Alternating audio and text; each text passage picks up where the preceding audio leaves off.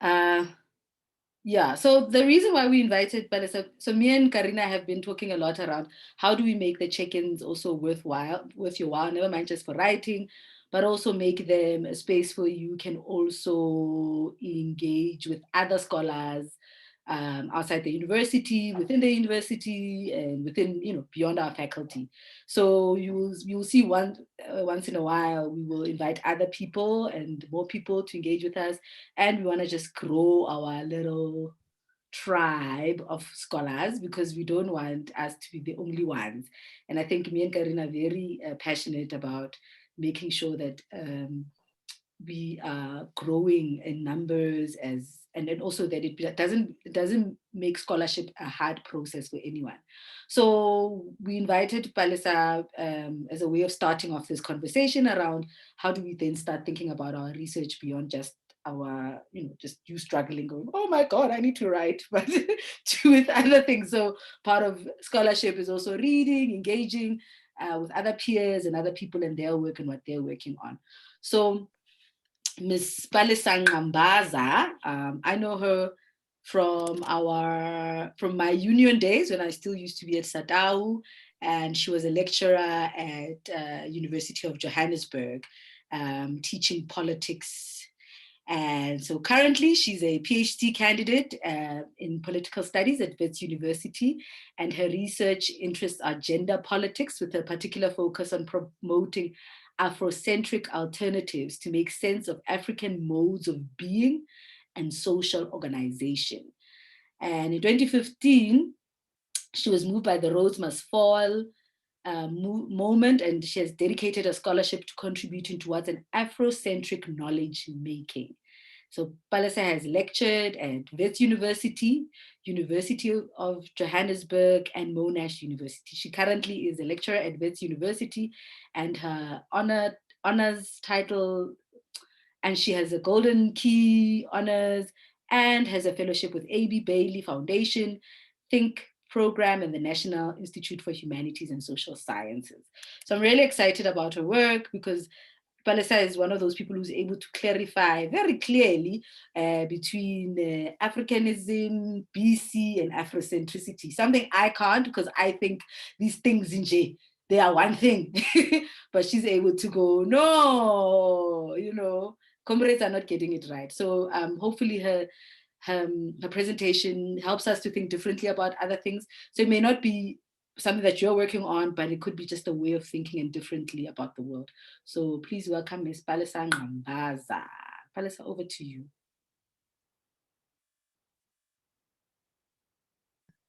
I'm back. Thank you, Dr. Lepere. I had prepared a mini slideshow, but it's like 3 slides. So I don't know if it's worth the hassle of putting it up. Maybe we can leave that out because I know then that's a whole lot of admin. But thank you so much, Dr. Lepere, and TUT and all of you for having me and giving me this opportunity to share parts of my madness and craziness with you. So I had said to Dr. Lepere that the title of my talk today will be the Afrocentric turn, because I'm a huge proponent, so to speak, of Afrocentric work and research. I'm a staunch believer that,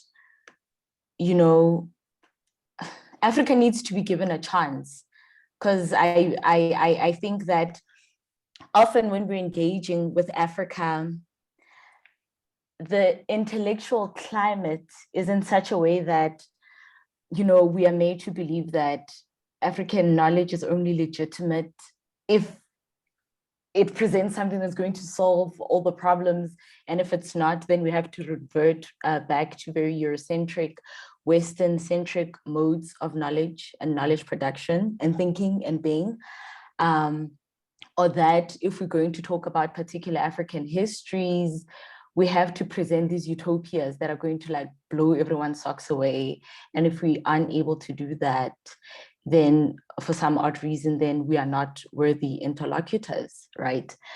And I totally reject that. I think that we need to engage in Afrocentric knowledge for the sake of it, for the sake of being interlocutors with the African continent and seeing what knowledge, reserves, and possibilities exist right within this milieu of Africa. And my PhD, which is I'm supposed to be at the final stages of it, it's not easy, but definitely it has been a very exciting journey, worthwhile, because I find that once you start engaging with Africa seriously, then this plethora of opportunities becomes opened up. So yeah, thank you for this opportunity. And I guess then part of my entire presentation today will be in many ways reflecting on my own journey as a researcher. And I don't know then what right, what pebbles of knowledge you'll pick up for yourself. If there's anything that's useful that you can work with, I don't know. But I think it's a worthy exercise nonetheless. So yeah, as I've said, for me, Africa has been just the site where a commons really that I could draw from to contribute original research to whatever exists, within the academy, and political science and gender studies in particular. And it has really given me very interesting tools that I have weaponized to think about my field in very revitalized ways. And perhaps in one way, maybe my presentation today is in many ways evangelical in a sense. Maybe I am here to mobilize some of you to think very deeply about being in conversation with the continent, right? And the different knowledges within the continent, and take seriously what the continent has to offer. So when I say Afrocentric, maybe I should also qualify that I know that there's this entire corpus of work that comes from the Temple University in the US with your Molefe Assantes. And even though, I think they're very important people to be in conversation with, I sort of appropriate the term really to just mean Africa-centric, because I find that the Temple University variant of Afrocentricity tends to centralize places like, Kemet and Nubia in their discourses around the greatness of Africa. They look to the back, the past, and we don't see what it means for us other Africans, the Bantus, right in the southern tip of Africa, for today and all of that. So I appropriate the term to basically mean Africa-centric, every time when I speak to an Afrocentricity. And part of the scholars that really influence my work and my way of thinking are West African scholars, such as your Oyarongo Oyewumi, your Ifya Madimes, and Nkiru Nzeku, that have forced me to think deeply about, right, what constitutes the subjectivity that I identify as African, right? And I found that the most important tool that perhaps I want to sort of touch on today, without wasting too much time, is the value I found in weaponizing and exploring the role of language and the sort of opportunities and possibilities that language opened up for my own research and how I thought about my field of study. And perhaps for this exercise, we should think along with the work of Kenyan author and academic Ngugi wa Thiong'o, because we know that he has been such a strong advocate for decolonizing the mind. And one of those ways that he sort of talks about is the use of language and its importance in this endeavor of decolonization, right? So just to think through with him, he reminds us of the importance of language, not only as a mere tool of communication, but he helps us think of language really as an archive, this archival site where we can excavate a lot about what it means to be African, maybe even exhume certain knowledges that have been lost with the advent of colonialism, and to help us then maybe theorize and reimagine Africa in very revitalized ways, right? And for me, you know, when you engage with that text by Ngukiwa Tiongo, I came to realize that really language does do the work of opening up entire worlds to us, right? So for me, when I speak a particular language,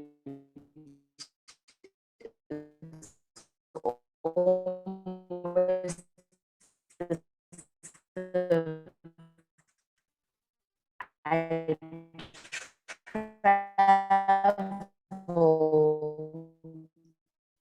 to that world and I inhabit that world, right?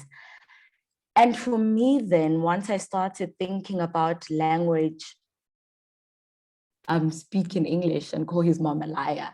And I was like, you know what, if he said it in Sesotho, it's not effective, right? Because we know Kasetu, you know, elder people, they don't lie, right? So if you want to insult someone, it becomes difficult to be like, wafosa. It takes away from the insult. And for me, that's just one example where we think about really language helps us or enables us to embody, sort of occupy certain worlds, their cultures, their worldviews, and modes of being, right? So because of this, I have really thought deeply about then what it means for us to be using particular words and languages interchangeably. And I think this is something I've really struggled with in my own research, and Dr. Libera knows this, as and when it pertains to certain concepts such as woman, right? Because I'm writing my own PhD in English. But then because I'm doing this exercise in English and I want to theorize sex and gender and women, I then went on this endeavor to sort of then do the work of comparing whether, you know, when I'm talking about umfazi and a woman, am I talking about the same thing? If I am to take seriously this theory that really by speaking different languages, I am occupying different worlds. And this exercise really in many ways keeps reminding me of this isiXhosa term that I know, you know, that it's pretty popular, that says isiXhosa asitolikwa, right? Which has been loosely translated as the isiXhosa language is not one to be translated, or one cannot translate isiXhosa. And how I'm taking this philosophy, I want to refer to it as that, is that it's a philosophy that understands that language is a carrier of culture, it's a carrier of worldviews, and it's a carrier of modes of being. Moreover, I believe it understands that any attempt to transfer a worldview to an outsider does a lot, right? Because part of what happens in this process, which I really see as a journey of translation, is that there's this proclivity to make what we're communicating coherent to the outsider. And of course, then we know that through this journey of making what we're communicating coherent to the outsider is that some things become lost in the process, or perhaps maybe not lost, but some things become accentuated that we don't want to sort of accentuate, right? So what the outsider then ends up receiving once we have done the work of translating becomes radically different to the original that we sort of wanted to communicate or give to the outsider, you know.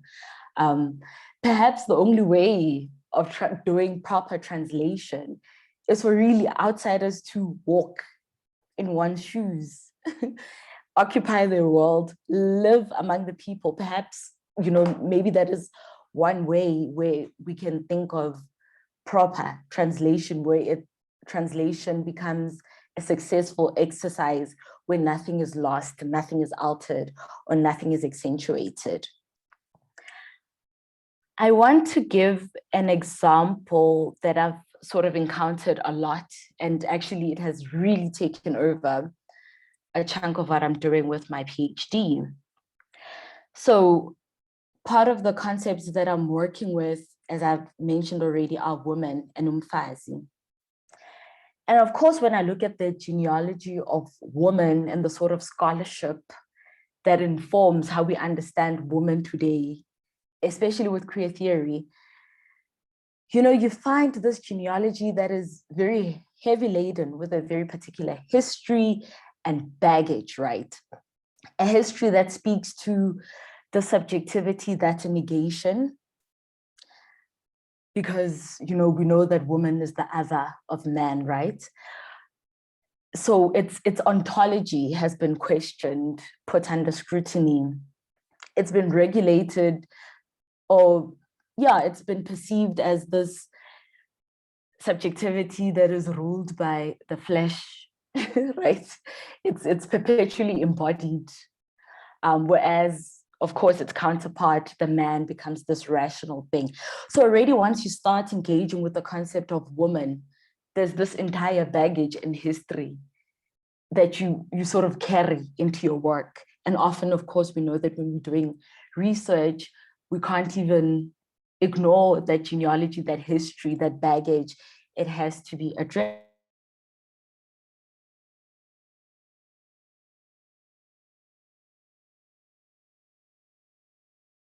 Memorial were called Basadi Umfazi. And I wondered if it's necessary for me to have this entire baggage that woman brings when I'm engaging Umfazi, right? And I know that, of course, the proclivity or the tendency when you're doing the work of translation is that and quickly blindly becomes woman, and we just keep it moving, right? Because we need to be understandable, coherent, and we have research to write. But actually, I'm also learning that that sort of process where we take for granted, you know, the role of language, is that we're losing a lot. We're losing entire worlds within the Afrocentric canon that we could explore, and worlds that could really edify the sort of original research that we do, right?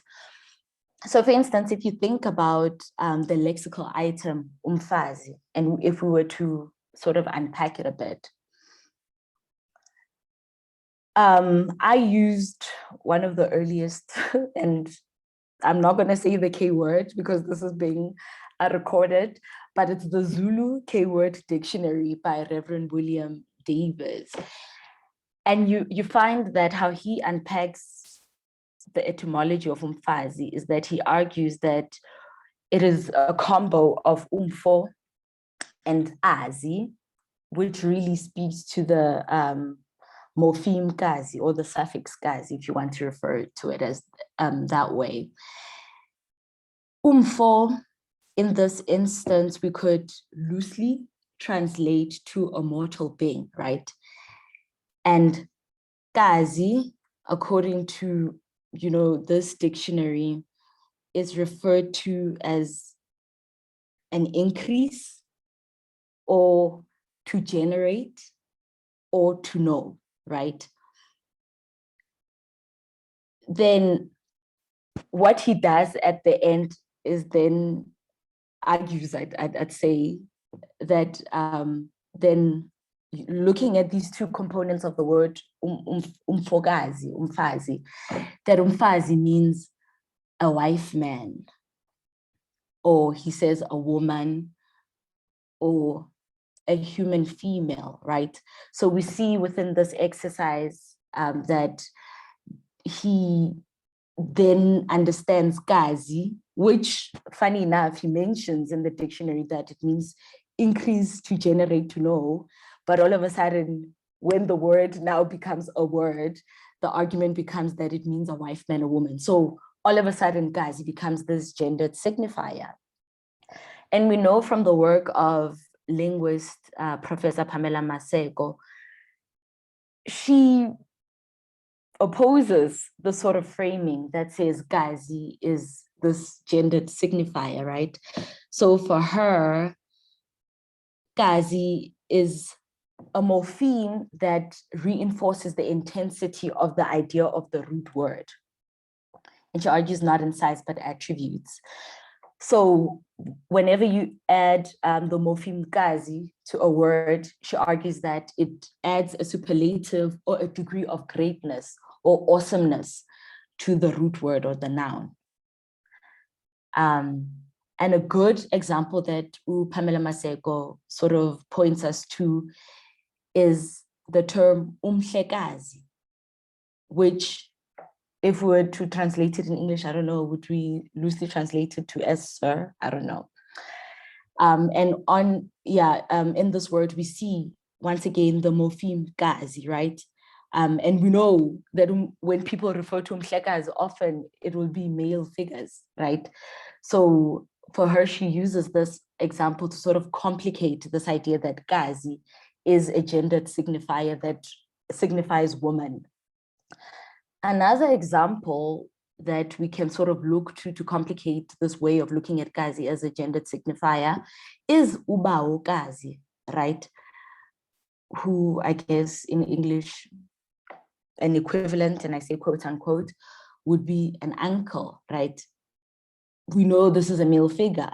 So once again, we see how the morpheme kazi cannot be simply accepted or dismissed as a gendered signifier that refers to female bodies. And therefore, if we were to take Pamela Maseko's framing of kazi being this morpheme that's superlative in nature, umfazi then becomes something that one could interpret as a great mortal, right? And of course, this opens an entire world of possibility for, you know, scholars that would take Afrocentric knowledge seriously, because then, of course, the difference are quite significant, right, between thinking of this figure and subjectivity as a great mortal versus B, a wife mortal or woman mortal, right? I think another maybe interesting example that I could quickly refer to is that of umalume that I sort of encountered in my own research. So we know that umalume is a compound word, and it is constituted by uma, which we could loosely translate as mother, and lume in a lot of Nguni languages. If you look at its etymology, you find that often it is used as a masculine designation. So if we take this seriously, then the word umalume becomes translated literally to a figure that's a male mother. Umakazi, on the other hand, which is also a compound word between uma, mother, and kazi, whether you want to use kazi as a gendered signifier or one that designates, you know, superlativeness, is up to you. But how I choose to use it really is the latter. And in this instance, then umakazi becomes great mother.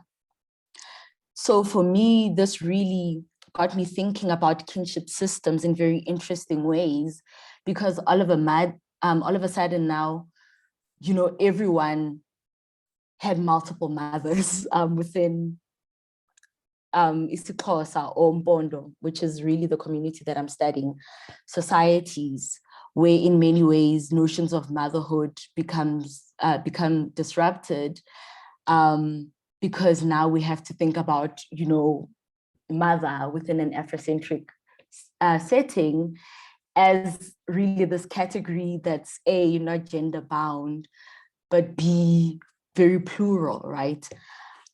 So yeah, for me, this journey has been very interesting. And I guess that's just my intervention for today, to encourage all of you doing very interesting and powerful research to take seriously the role of language and how we do research, and to sort of explore what possibilities there are once we open this world that is there for us, that we just sort of need to take seriously and, you know, see how we can be interlocutors with Africa and how Africa can be an interlocutor with the rest of the world, right? I don't think this is a call to say, let's just be ultra nationalist. Africa should only be talking to other Africans, but I think we have a lot to offer and we should just give ourselves that chance. Yes, I'll stop here. Thank you for borrowing me your ears.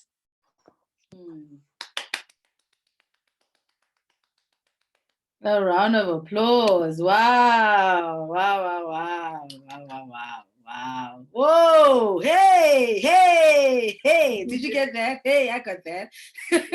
I feel like I'm a preacher now. Woo, that was, yeah, very exciting things. I'm really excited about that. And the idea of great mother. Yo, man, great mother. And yeah, superhuman, superhuman. You imagine. So I think this is really exciting for us because we and Karina have been really talking a lot around language and how we are allowing and how to write also for South African and African languages, and what is it that we lose when we are doing translations, or we write in English and then translate it into our own languages. And it's been a worry of ours. And I think part of what you also raise is what Ngugi talks about, that translation is a whole different thing. If he also says that he translates his own books because it's a different book. So he's not interested in trying to make the book the same book. So when he translates his books, he does it himself because he knows that it's a different book. And hence, even we are in part of the creative outputs committee at DHED, and there's a whole different department for translations. So they always say that, no, this is not for us. This is a different thing. DHED gives different money for translations because translations is a different thing. But okay, yes, questions, comrades, comments. But thank you for this, Palesa. This is exciting. And to have that worldview and to think in those terms and to think about one's work in those terms. So it's not just, it's how do you create from the basis of Afrocentricism and thinking about it from that place, because so much is lost when we are thinking from that side and trying to translate ourselves. But we have 10 minutes, comrades, so, and I can't upgrade. So colleagues, anyone, questions, comments? Yeah, let's go. Oh, yes. I'll go first. I think it's really helpful to think of language, especially in research, in that as you were talking, I had a thought about how reading might be difficult because of that. Sometimes you understand the word, you understand what they mean, but you can sense that there's depth in what they say. And you kind of not really getting what they are saying, you're getting it your way, and sometimes it's not really what the author is saying. So it's really interesting to look at that and think back to my own ways of understanding language, my own past as well, and maybe correlate that to the text. And then maybe that might shed some light. But if you have maybe any suggestions of books that can really directly speak to that, I'd love to hear that. But I have one question which is important, and it's language-wise. Trauma. What can you say trauma is to an African person? I don't know maybe if you know anything about trauma, but just such a word. Is it an African word? Is it not? And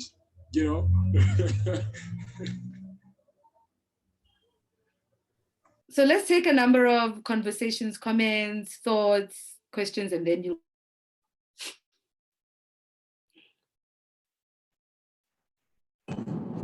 Okay.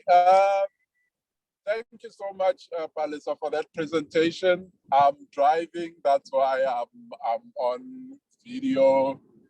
But what you said actually just sparked another. It actually reminded me of some of the problems that I actually have when I'm doing research or I want to say something, especially when we're dealing with academic English. And it's a problem that I have. I have the word in my head and I have it in my mother tongue. And I feel like this English word they have for it doesn't explain it as I understand it in my mother tongue. It has a different connotation. So usually when I write, because I'm also a writer for television, I struggle to find English words that best describe or capture what I actually want to say and as I understand it in my own mother tongue. So I think what you are doing is actually a good study, and we really need to interrogate that, the English translation of our mother tongues and how we actually lose meaning, and the final meaning that somebody who reads what we intended when they read it in English is actually sometimes watered down and not as descriptive and not as clear and not as we intended it to be in our mother tongue.